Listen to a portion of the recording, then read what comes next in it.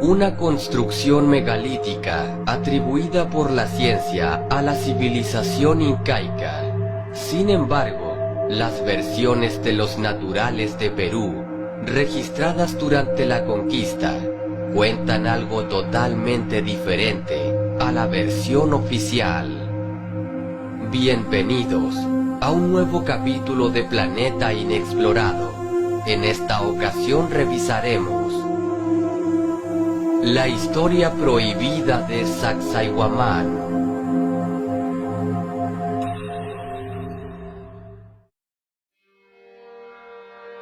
La fortaleza inca de Sacsayhuamán, reconocida por la historia oficial como una fortaleza ceremonial inca, ubicada a 2 kilómetros al norte de la ciudad de Cusco, Perú. Según la versión oficial, la fortaleza inca comenzó a ser construida durante el gobierno del Inca Pachacútec en el siglo XV de nuestra era, siendo terminada posteriormente por el Inca Huayna Cápac en el siglo XVI. No obstante, las versiones de los naturales registradas por los cronistas Pedro Cieza de León e Inca Garcilaso de la Vega son totalmente distintas a las versiones oficiales. Cuando los conquistadores españoles contemplaron por primera vez estas colosales construcciones, quedaron atónitos. Era imposible atribuir la construcción de semejante obra megalítica a los incas. Algo definitivamente no encajaba.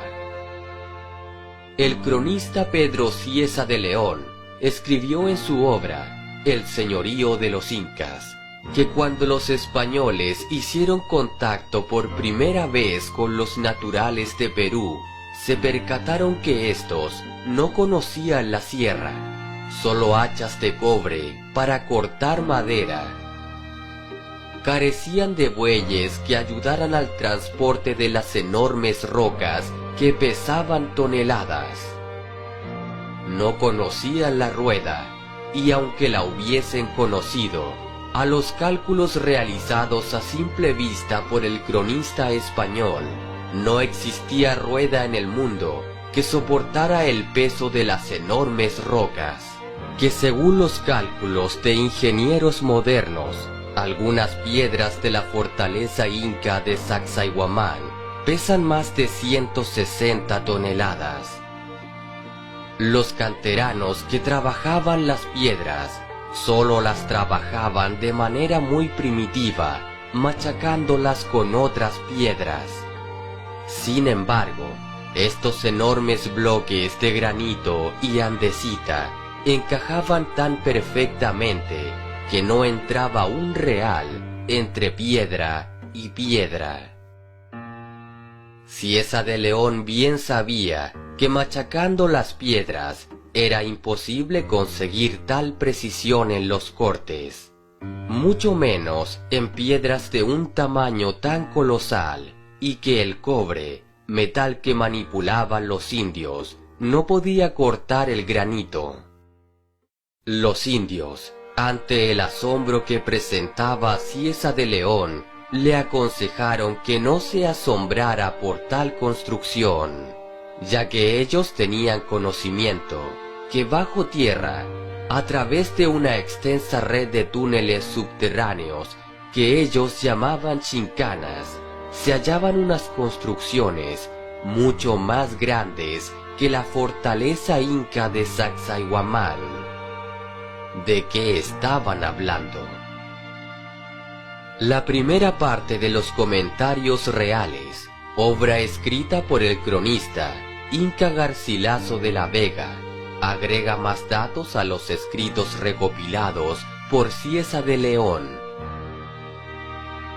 De la Vega da cuenta de que estas enormes piedras no estaban cercanas al lugar, sino que estaban situadas en canteras ubicadas a una distancia de entre 10 a 15 leguas, es decir, entre 48 y 72 kilómetros del lugar, y los terrenos no eran llanos, sino que el terreno de Cusco era escarpado.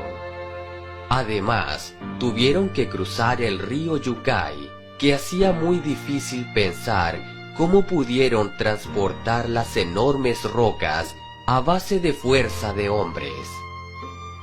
De la Vega, al igual que de León, escribió que las piedras se encajaban con tal precisión que era imposible introducir la punta de un cuchillo entre estas, y formaban ángulos perfectos, pero los indios no conocían la escuadra, ni siquiera conocían la regla métrica, y no sabían hacer grúas ni poleas. Todo lo movían por fuerza bruta. Los carpinteros no conocían los clavos. Si necesitaban unir algo, simplemente lo ataban con cuerdas. Los artesanos no supieron hacer agujas metálicas. Todo lo tejían con espinas, las mismas que usaban para fabricar peines para desenredar su cabello.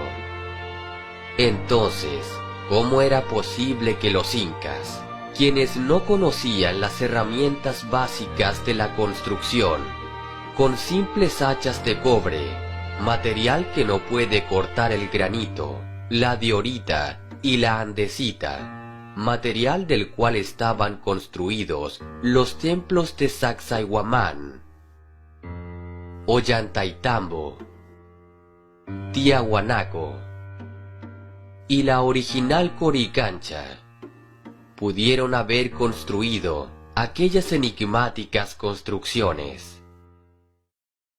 Finalmente, cansados de tanto misterio, los cronistas Pedro Cieza de León y Garcilaso de la Vega preguntaron insistentemente a los indios sobre el verdadero origen de aquellas construcciones. Los indios repitieron una y otra vez que todas esas construcciones ubicadas en el Cusco eran construcciones anteriores al reinado de los incas, cuando estos ni siquiera eran conocidos, en un pasado remoto, cuando los hombres andaban desnudos como salvajes y vivían en cuevas como los animales. Fueron construidas por los viracochas, gente blanca y barbada, vestidas con túnicas blancas, quienes aparecieron por aquellas tierras una vez finalizado el Unu Pachacuti, el diluvio universal de los incas. Posteriormente, esas construcciones solo habían sido adornadas con otras piedras más pequeñas por parte de los incas, quienes se asentaron en las construcciones hechas por los viracochas. ¿Quiénes eran los viracochas? Según el relato, eran una avanzada civilización antediluviana, capaces de destruir cerros enteros con sus armas hechas de oro.